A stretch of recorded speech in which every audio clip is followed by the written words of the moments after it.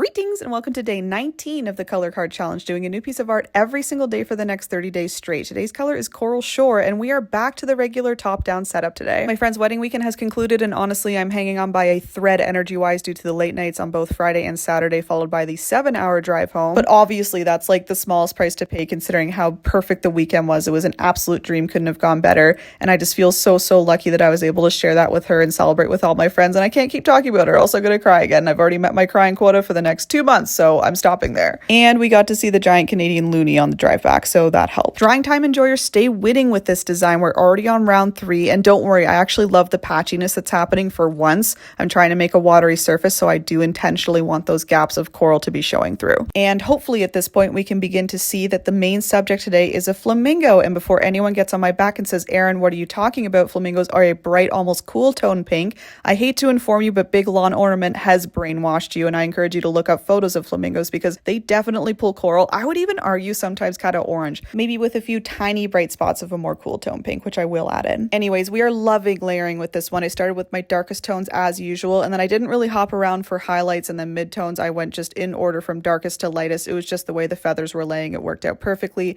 Wanted to slow you down for this beautiful highlight right along the flamingo's back. So gorgeous. And maybe you can see I'm kind of doing like a swirl pattern in the body of the flamingo. When I was looking at photos, I kind of noticed that's how the wing looked when it was resting on top, so that's the reason for those strokes kind of going in a circular motion. And if I am anything, I am predictable. I could not leave that water alone the way it was. I just had to add a few ripples, a few sparkles, and then even a little dribble of water coming from the flamingo's mouth. A perfect 10 out of 10 peel reveal, cleaning up those corners, and we are all done. I am loving the combination of the olive green with the coral. I think the warmth complements each other perfectly. Close up for textures, and we are all done. Okay, I am off to bed, and I'll see y'all tomorrow, hopefully a little less tired. Okay, bye!